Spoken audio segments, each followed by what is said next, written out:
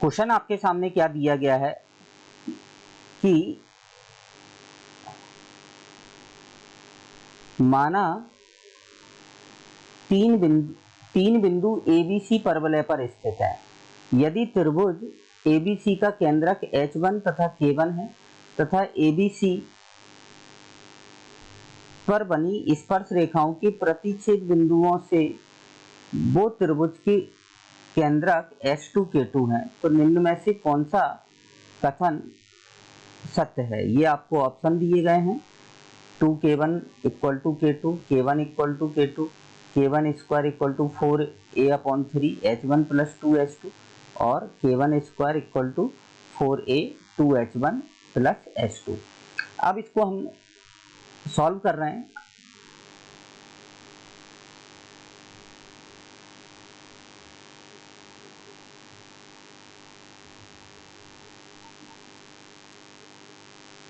सबसे पहले parabola draw करेंगे हम।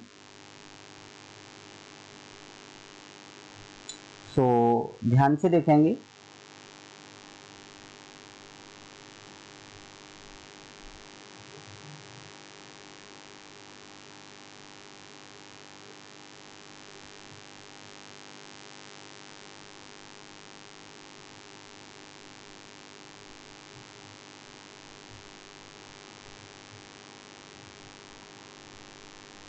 y square equal to 4ax parabola है, तो इस टाइप से पैराबोला ड्रॉ करें।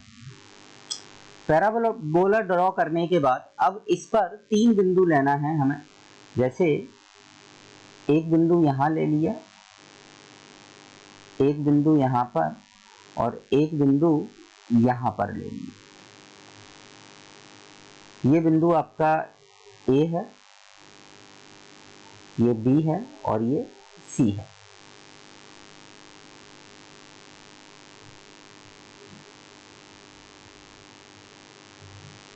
अब सबसे पहले हम तीनों बिंदुओं के निर्देशांक लिख देंगे। इसके निर्देशांक लिए मैंने AT1 square comma 2AT1, B के निर्देशांक लिए हैं AT2 स्क्वायर कॉमा 2AT2 और C के निर्देशांक लिए हैं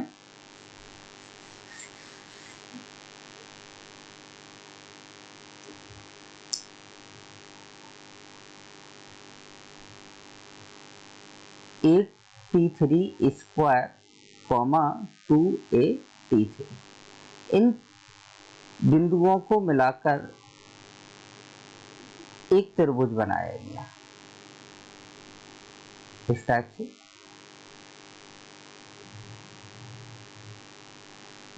ये त्रिभुज बनाया गया। इसका जो केंद्रक है वो आपको क्या दिया है? H1 और K1 दिया है। तो सबसे पहले हम H1 और K1 निकालेंगे।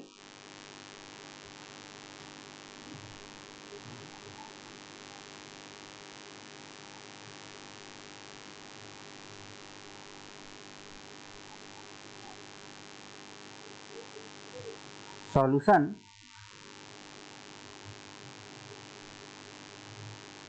त्रिभुज ABC का केंद्रक H1 K1 है। सो H1 इक्वल टू क्या आएगा? तीनों ABC के x निर्देशांकों के योग का योग अपॉन 3। सो ये आ जाएगा, A कॉमन ले लेंगे, ये आएगा आपके पास T1 square plus T2 square plus T3 square और अपॉन में आ जाएगा 3 आ जाएगा। अब ऐसे ही हम K1 निकालेंगे। K1 इक्वल टू y निर्देशांकों का योग निकालेंगे। सो ये आ जाएगा 2A T1 plus T2 plus T3 और अपॉन में क्या आ जाएगा? 3 आ जाएगा। ये हमने H1 और K1 निकाल लिए। अब क्वेश्चन में क्या बोला है इन्होंने वापस कि ABC पर बनी स्पर्श रेखाओं के प्रतिच्छेद बिंदुओं से जो त्रिभुज बनेगा उसका केंद्रक H2 और K2 है। सो अब यहां पर देखेंगे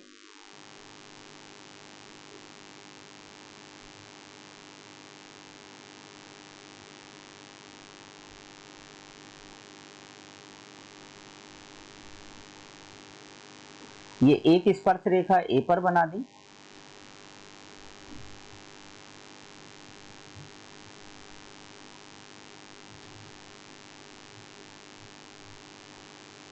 ये दूसरी स्पर्श रेखा बना दी, यहां पर आपको एक बिंदु मिलेगा और ये तीसरी स्पर्श रेखा बनाएंगे।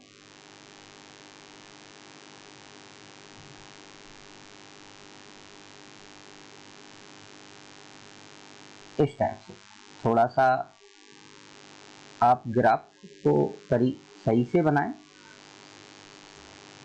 ये दो बी और ए, तो ये जो बिंदु होगा आपका, इसको मैंने ले लिया ए डैश।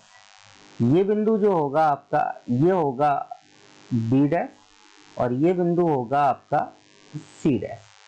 अब सभी स्टूडेंट को एक कंसेप्ट मालूम होना चाहिए कि अगर हम परवलय की के दो बिंदुओं पर खींची गई स्पर्श रेखाओं का अगर हम प्रतिच्छेद बिंदु निकालते हैं तो प्रतिच्छेद बिंदु जो होता है वो उन दोनों बिंदुओं की एक्स कोऑर्डिनेट, प्रतिच्छेद बिंदु का एक्स कोऑर्डिनेट दोनों बिंदुओं के एक्स कोऑर्डिनेट का गुणोत्तर माध्य होता है और जो वाई कोऑर्डिनेट होता है वो वाई निर्देशांक जो होता है वो वाई निर्देशांकों का, दोनों बिंदुओं की वाई निर्देशांक का क्या होता है, समांतर माध्य होता है। तो ये कंसेप्ट हमें पहले से ही मालूम है।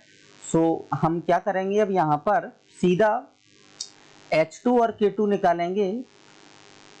त्रिभुज A dash B dash C dash का केंद्रक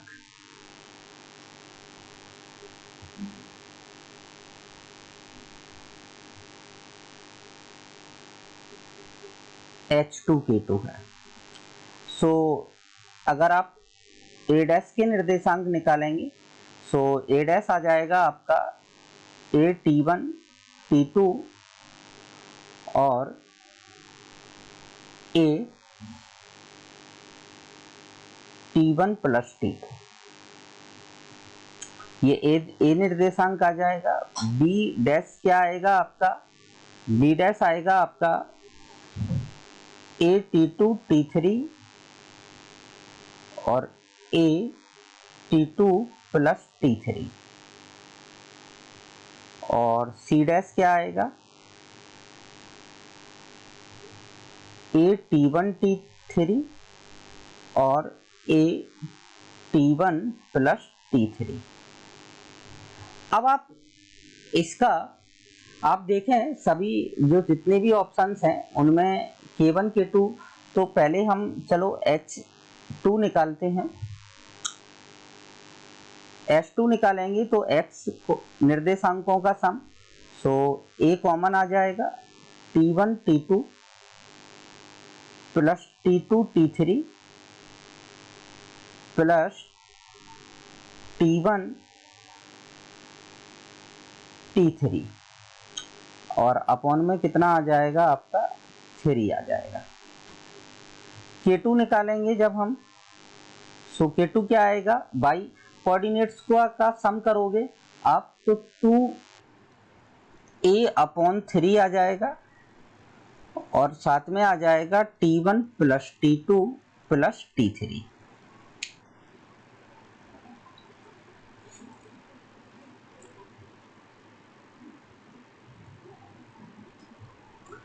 अब आप देखें कि K1 को देखें आप और K2 को देखें।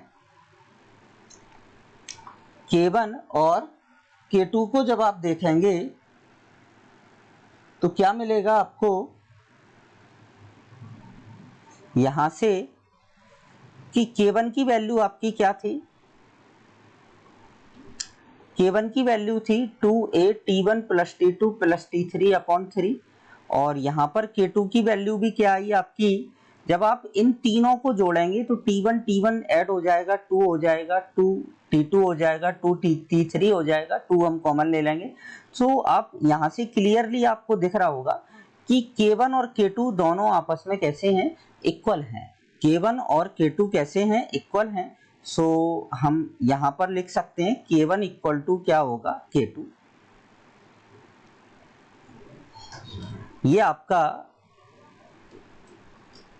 K1 इक्वल टू K2 मतलब दूसरा ऑप्शन। लेकिन बट ये क्वेश्चन मोर देन वन में करेक्ट है, मोर देन वन इसके आंसर हो सकते हैं। सो हम एक रिलेशन और निकालेंगे, K1 स्क्वायर के टर्म्स में दिए हैं आपके थर्ड और fourth option.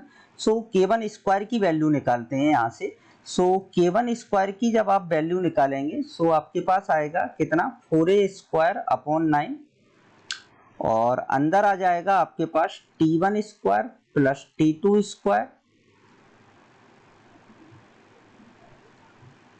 Plus T3 square plus 2 T1 T2 plus T2 T3 और प्लस T1 T3, यहां पर ये मिलेगा। अब आप देखें कि T1 plus T2 plus T1 square plus T2 square plus T3 square की वैल्यू अगर आप यहां से निकालते हैं,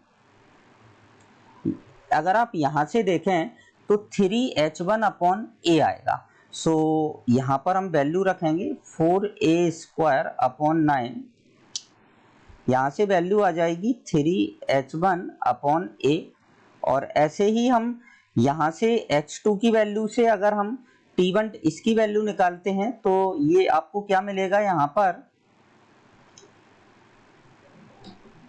3h2 अपॉन a और इनटू में 2 चल ही रहा है आपका।